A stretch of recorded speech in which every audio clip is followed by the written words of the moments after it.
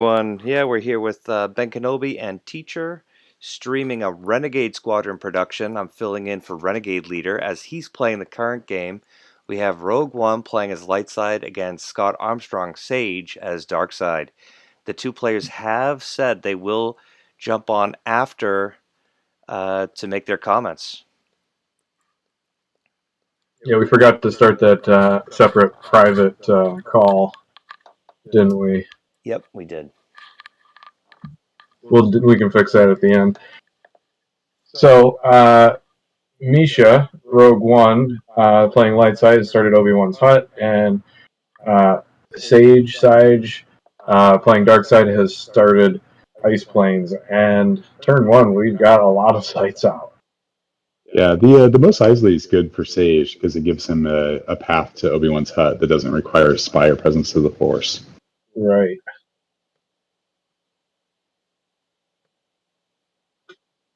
And Misha with the Yoda's hut is very nice.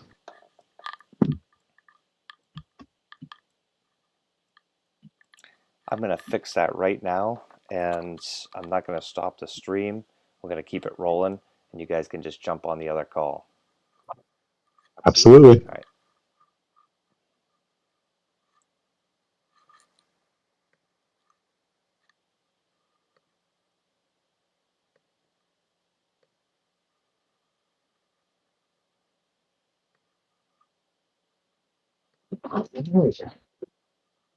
All right, we're back. Perfect. All right, he got Vader Nozzle down to the hut.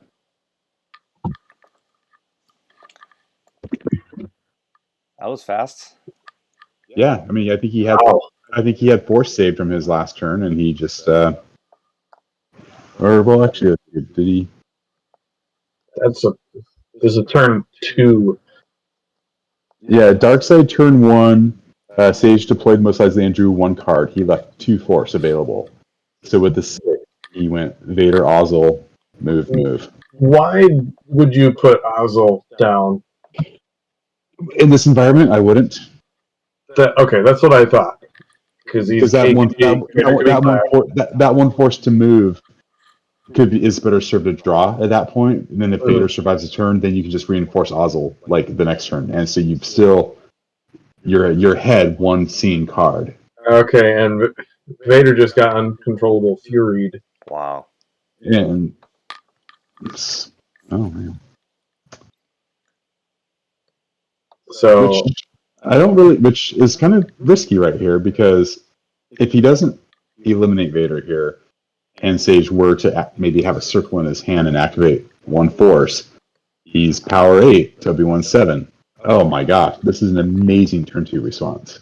Wow. So he's gonna battle Ozzel and then move if this clash goes through. Ooh. The early since Ultra War, okay. Wow, Rouge1 winning. Wow. Okay, so Ozzel's gonna die here. Vader can't move or battle on Darkseid's next turn, so he's going to lose another 2 Force to Uncontrollable Fury then.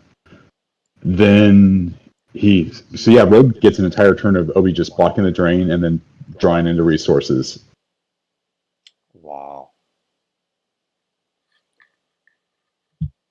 Ozzel survives the hit. That's a table flip right there, that draw. Not the result that Misha's looking for there. Oof. So no overflow, just Ozzel gone. Ozzel gone, but Vader will not be able to battle next turn, so that is still 2 damage. Wow. Yeah. Wow. Huge turn. Yeah, so Sage is going to just probably draw up here looking for some answers. Yeah, both players 5 cards in hand. Darkseid starting turn 3 here. Yeah, they just came out shooting, firing rockets. And that's why you don't put Ozzel down. Right. We love this. Wasn't there another game recently that we were watching where somebody played Ozzel and was like, I don't understand why you played Ozzel there? I guess, some people are thinking maybe in the Premier Cloud Hoth environment still, where there is no clash. But even then, his forfeit doesn't exceed what Okay, I don't like this because Vader can't battle No. on like until the end of Lyside's next turn. So Oh wow! Yeah, I forgot about the clash. yeah, I think this is an instance where Saej didn't realize what the card did. You know, Yeah. it got me on my No. last game. I'm like, oh, why? Oh, I hate this card. And So that's another waste on Sage's side. That's a lesson that he has learned now. I bet he won't do that again. Exactly. We've all done this before. I'd love to say I won't do it again, but I have such a hard time forgetting about Clash. It's at the end of the next turn. It always gets me. I'm still trying to get that in my thick skull.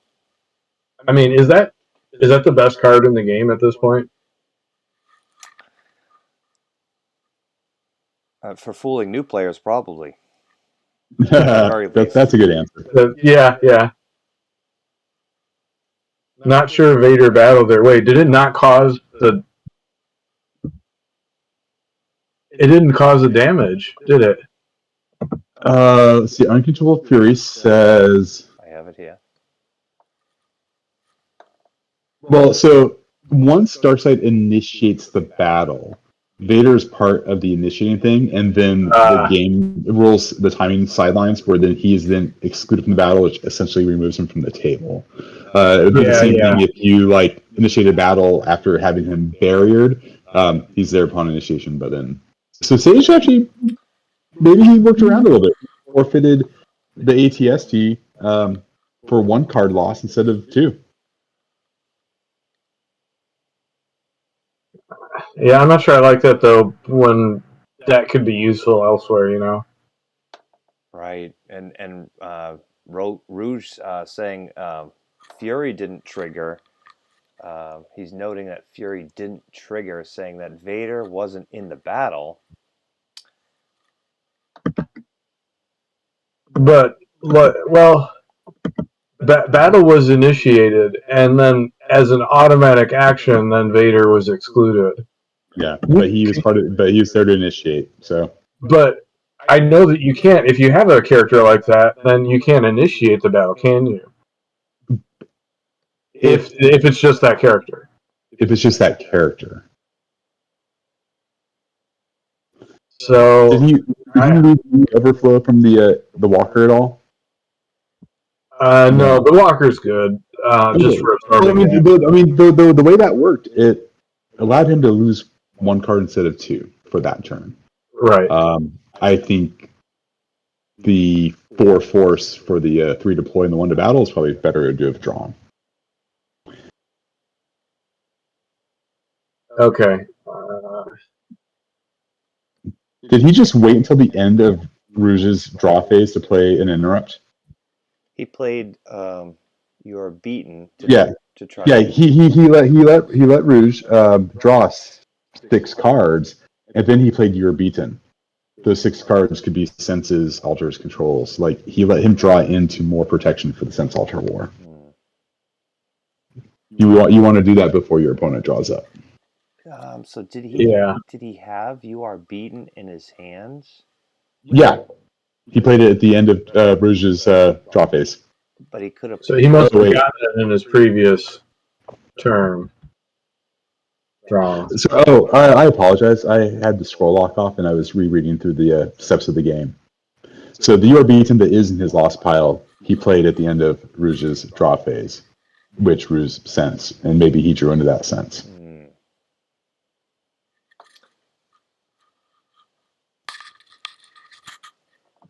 So interesting here. We get the drains for 3 there at the hut now. But we've got Uncontrollable Fury causing 2 loss of turn unless Vader can battle, and then a drain for 3 at Mos Eisley right now. Yeah, but he should move Vader over in front of Kenobi. Well, right. I don't know, man. Well, if you move him over, you block the 3, and you. Yeah, Yeah, he's gotta move over and refill his hand as soon as possible. Yeah. I don't want to see any deploys by Darkside. Draw like your game depends on it.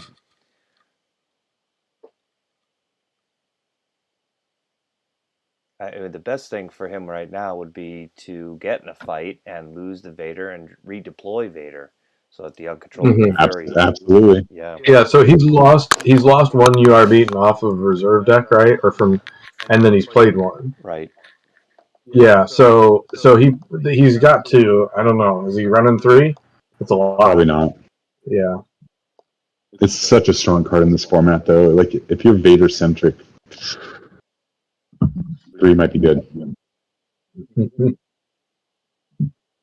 Yeah.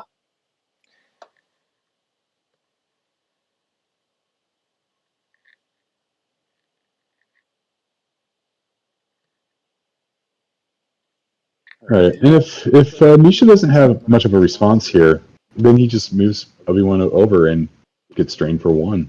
Like, Yeah, that whatever you do here, you're like, okay, can I get out of this with losing only 1 card?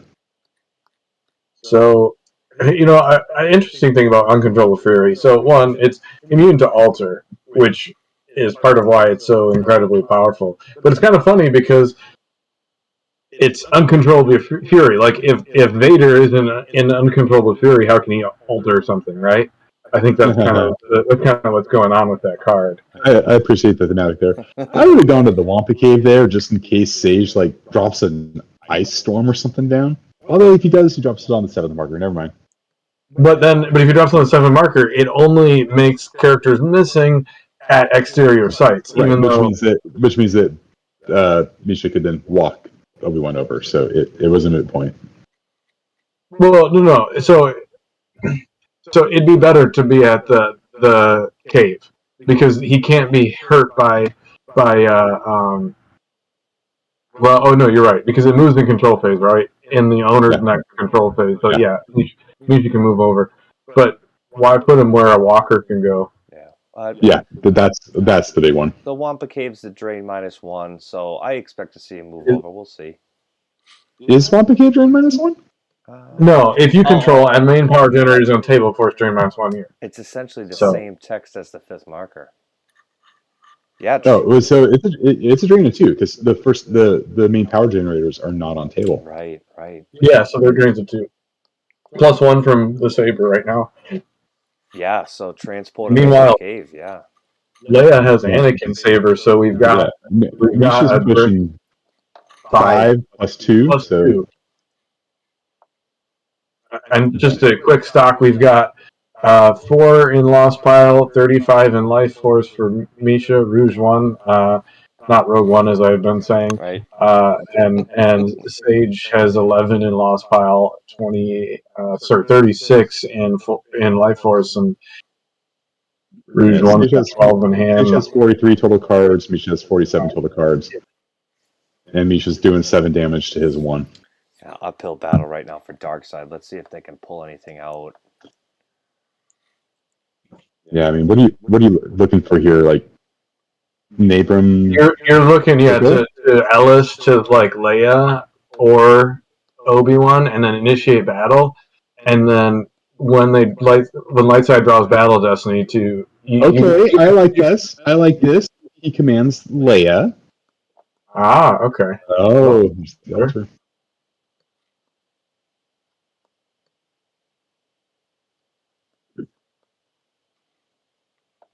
But if Saej is able to initiate battle with Vader, he can sacrifice Vader to attrition, even if attrition doesn't exceed his immunity. If I was in this situation and you battled me with an Uncontrollable Fury Vader against that Leia, I would just forego drawing Battle Destiny and just lose her to damage and not let you forfeit your Vader.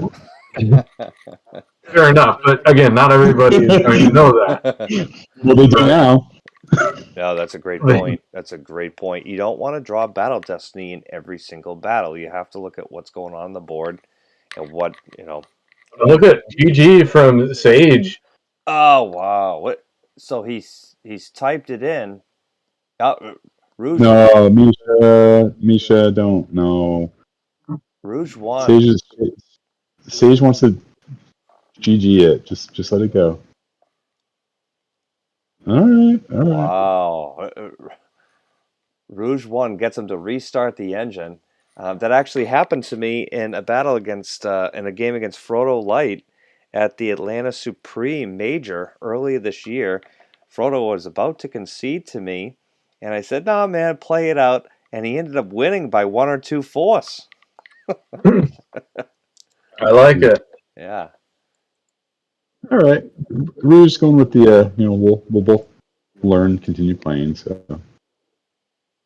I like that. I like playing it down to the last card, especially when you're trying to learn something from the game or get Yeah. used to I did too, and then it lets you go out with a bang, and you've got like you've got like a Dr. Ian that's it in hand, and you just deploy him against Luke and Obi together, and go out in flames. Yeah. That's fun. Yeah, I yeeted a Leia the other day in a game. Yeah, I mean, this is where I've gone wrong in the past. Saej, he mentioned he doesn't have much in his hand. He spent, what, 6 force to deploy the Blizzard. Now he's got 6. He still got 6 cards. He's got a draw if his hand's. Why hasn't he moved Vader over to the hut, though? Yeah. I pressed 3. I don't know. Saej, yeah, he's ready to call it here. I mean, he's only got to hit the concede button. How many turns has Vader been sitting at Mos Eisley? It's turn 5. I think 2 turns, 2 drain cycles. All right, let's see here. He deployed him turn 2. He says he'll play it out. Mm. So we're going to get some entertainment here at least. And the viewers will get some entertainment. The viewers want to see Star Wars CCG cards being played, so we're going to see it. We're going to give the viewers what they want. All right, so Sage's turn 4. Fun over winning, right? Yeah, fun, definitely greater than winning.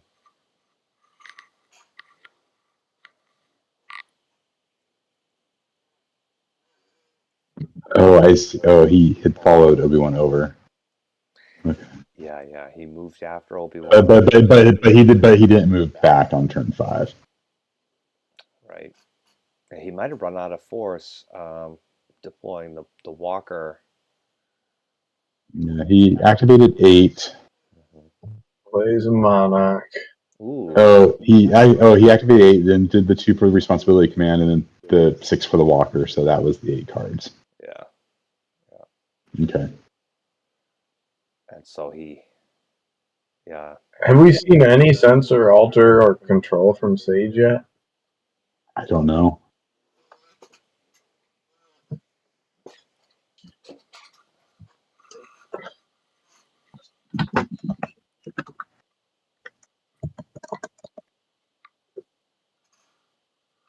Fun fact, your browser search function works in the chat on Gem.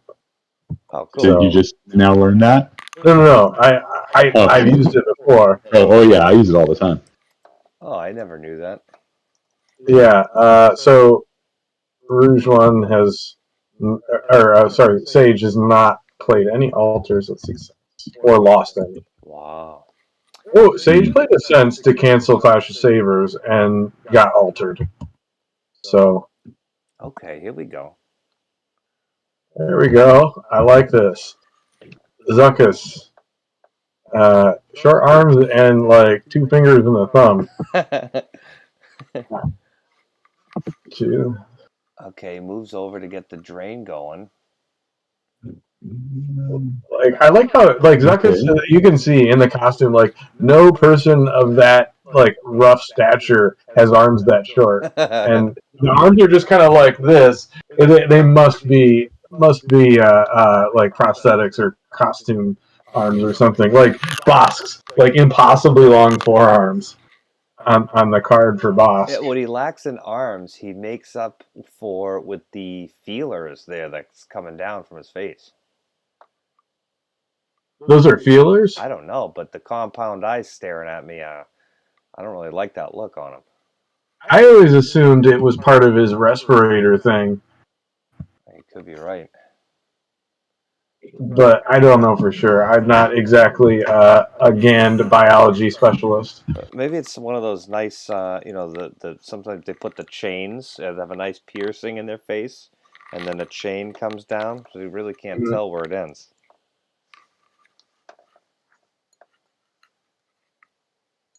I mean, heck, Cad Bane, his hat is pretty much surgically attached to his head, isn't it? Yeah, no amount of wind is going to move that thing off of his head.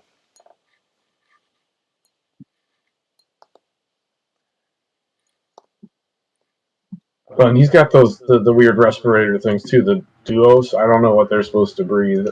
Not oxygen, I guess. Yeah. But then also they don't go to his mouth. Like, how does that even work? Yeah. I mean, okay. So we're not even talking about the game here. I'm not anyway. This is some color commentary. Fun is greater than winning, and we have a certified member of the Bounty Hunter Guild on the table. I mean, that's something that you don't see every day. And a Vader and a Walker. I mean, and Obi-Wan, Leia. They're at all the classic locations. You know, it's cool. I would have loved to see the Walker go down with Zuckuss as pilot inside it on the Obi-Wan. Ooh, that's a good call. Yeah. Yeah, and just like power differential, but then Power differential. My only concern with that, though, is if Light Side draws a 4, you lose everything. Yeah. But I like the idea. And nullify the saber, and if he can draw a 5. So now we have a Super Falcon situation here. Kessel applying pressure to Darkseid even more. I was almost wondering if he was just saving Force for whatever Sage might come up with. But are we going to see Son of Skywalker go down here? Probably. Or he just moves Leia over. Oh, and a saber. Oh, this is just getting out of hand. Oh. Oh? It's going through. Sage is saying no.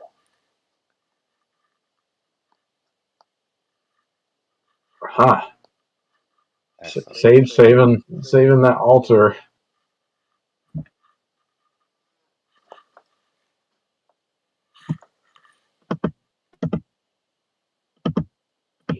Uncontrollable. Sage is pushing 6. Misha's pushing what? 3, 6, 7, 8, 10. Oof. Yeah, there's Leia. That's 9 to 2, 3, 4, 5, 6.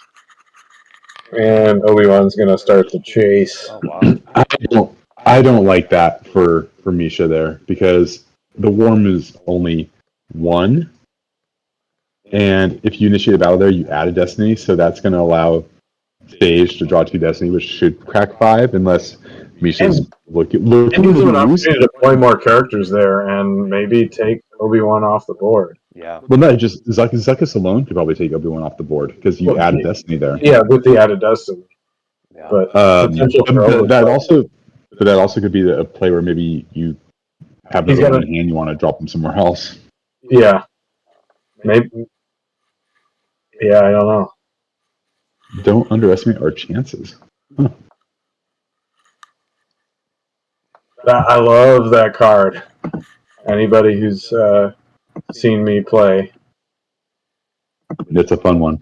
It is very fun. A crucial piece of the combo. You got to get the combo going, and then you drop that and put some real damage through.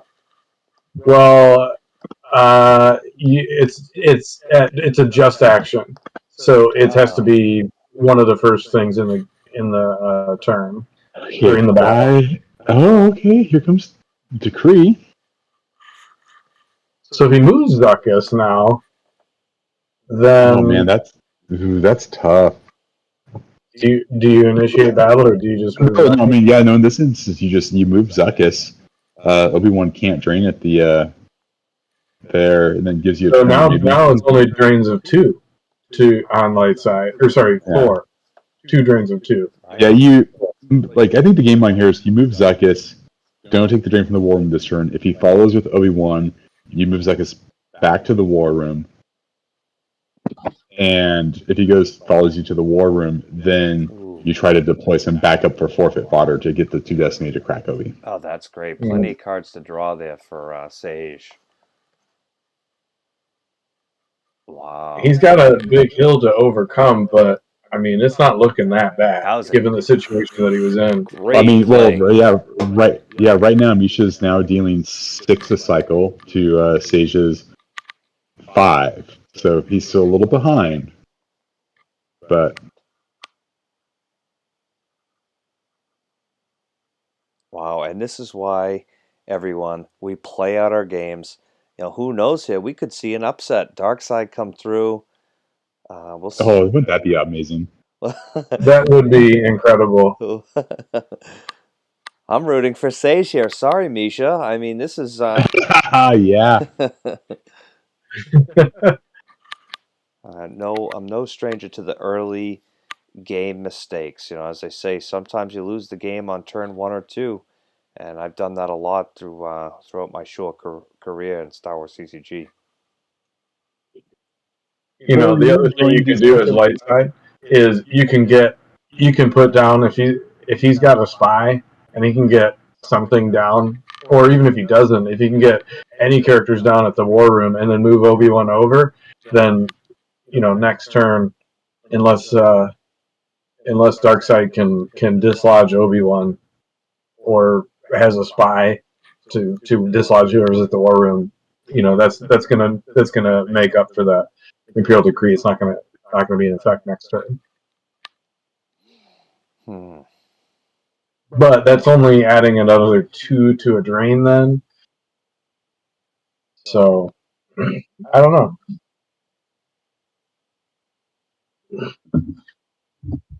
Back tank. Misha, he's trying to burn some of those cards out of his force pile here. Maybe Saej has been holding on to a shut him up or shut him down just for this moment. That cancels back to tank. Well, if you do have it, you play it before the draw phase. Yes.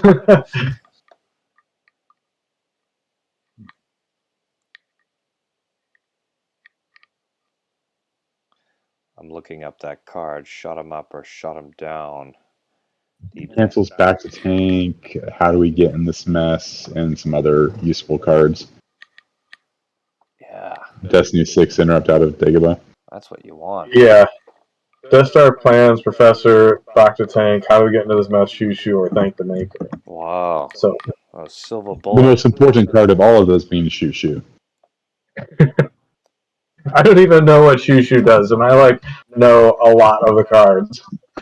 I know that was a really intelligent sounding statement, right? Shoo. Cancel an attack just initiated by a creature if there's a droid on the table, or move an opponent's creature to an adjacent location. Habitat permitting. Except an attached creature. So you could move Crate Dragon over, and then he could just eat Jabba or something. Does this say move creature or move opponent's creature? Opponent's. Immediately move one opponent's creature. Oh my god! Well, that's terrible. Unless it's that's a terrible card. Any time. If there was any creature and you could move your own Bubo or something, that's one thing. But I mean, I'm gonna move your Nudge to the farm. Okay. But it could be. I could see it in Jabba's palace. I could see it being used to move Bubo over so you can. No, that's just it. It's a dark side card. Oh wait, no, she's a light side card. Yeah. I'm a moron. Well, it's That's why I said you could use it to move Crate Dragon over. Yeah, I was totally. Or a Wampa. Imagine a Wampa getting booted out of the cave. Well, it's a used Destiny 6. I mean, you love the Destiny 6s, and for those coming to any Star Wars CCG major event in the upcoming future, learn those Destiny 6 cards for trivia after the matches. Okay, Saber goes down on Vader. Oh, wait, was he? I think Shu could be usable in Jabba's palace. Oh, he's gonna Alice Vader to. Ooh. I don't like this at all. Well, okay, he is trying to bypass the uncontrollable fury. If you can do that, you want to set it up when Obi's in the war room, though, so you get the Battle Destiny. Sage conceded officially now. All right. So that was a tough game from the moment Uncontrollable Fury and then Clash came down. Right off the bat. Yeah. It was an impressive start by Sage, getting Vader on the table on turn 2, but Oslo with him was not the greatest. I don't know that it actually ended up making any difference in the game, though. I mean, who knows what that one card was? Right. But we'll get to talk to them now and see what they think. That was a fun game to watch. Look at that. They're both excited and yeah, wow, what a game. And want to welcome in Rouge1 and Saej. Misha and Scott, thanks so much for coming. What a game you guys just had. What'd you think, Scott, about the game? I mean, it's like it's all the early Star Wars CCG stuff where I think a game can kind of go one side in the beginning, and a couple lucky senses and stuff, or not lucky, but optimized senses can turn the tide of a game. Like I was out of control by turn 2, right? So yeah. I liked your. It's good to meet you, Scott, in person. Yeah. Misha, nice to meet you. I really liked your bait into the war room with Zuckuss. Kind of pulled me into there, and then played your other dude down on Hoth and your decree. I thought that was really nice. Saved you a couple force, and I was kicking myself when you did that, going, yeah, it was real dumb. He obviously set this play up, so super well done there. I thought that was very well played. Sage, do you have any considerations of instead of going for the decree, battling Obi-Wan in the war room and adding Destiny with Zuckuss? I thought of that, but I don't think that, Obi-Wan at that point is, 5 power, he's got a lightsaber, and Zuckuss is the 2, and I don't necessarily think the double Destiny is going to overcome Obi-Wan with a Destiny. Okay. Especially with, he's probably going to hit Zuckuss, knocking him down to forfeit 0, and then I'm in a real bad place.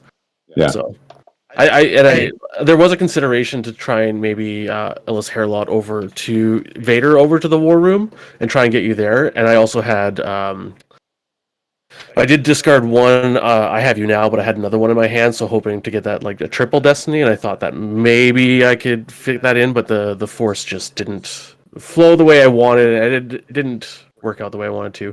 And I think he had quite a few senses as well, so I was fighting through that as well. Yeah, I think I was advantaged. Hand size played a role in that game pretty substantially from the get-go. Yeah.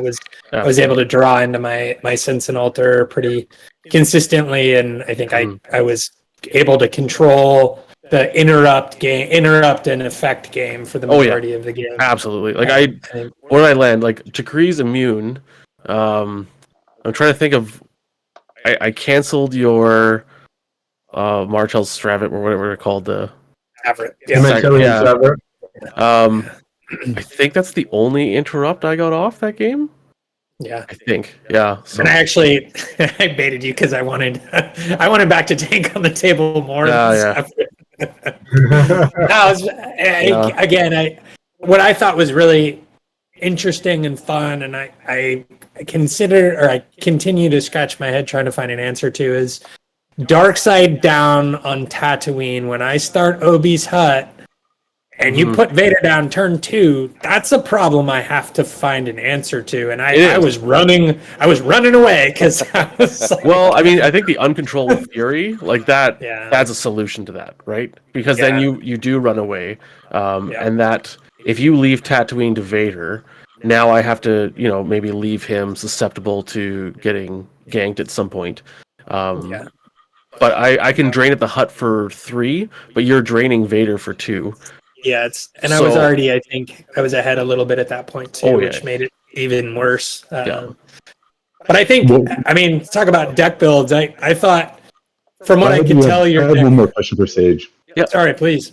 On turn 2, what was the thought behind also deploying Ozzel with Vader and moving them both over? Is it just Vader?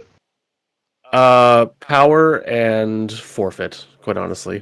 How much is How much is Misha activating on turn 2? I don't know, 3, 4, 5, maybe. Yeah, I just didn't want to leave Ozzel alone, though. Well, no, you don't have to deploy Ozzel in that situation. He's forfeit 4, so if he draws a 5, he doesn't cover. And that force you used to move him is something else you could have drawn and had in your hand. Ozzel's an unnecessary play right there. Yeah, and then Vader got clashed, and then That's something I do a lot. I want to throw people down. I'm a relatively new player myself. I want to throw people down, get the forfeit up, and that's something I do all the time. Mm-hmm. So, Scott, I apologize. Have we introduced ourselves? Have we gone around the horn and introduced ourselves? I don't think so, no. Well, that's terrible on our part. So that's okay. Maybe we could go around the horn before we just start telling you how to play the game. That just tells me he hasn't seen any of the previous videos. So. Yeah, I mean we're a bunch of nerds that play a bunch of retro, and this is near and dear to our heart with Star Wars CCG being primarily driven by the open format, and so we're trying to do our best to shed a little light onto retro in general. So my name is Misha. I made a couple of videos with these guys, and maybe we could introduce ourselves so you're not feeling like you don't even know who you're talking to. Yeah, we're ambushing you here. Maybe Tommy, you want to start since you're MC for tonight? So sorry, Scott. Yeah, my name's Tommy Sanasuaso, otherwise known as LargePorg.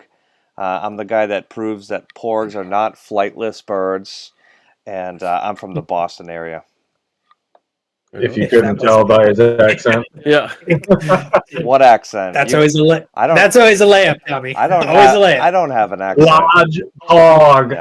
I don't have an accent. You guys have an accent, so. Exactly.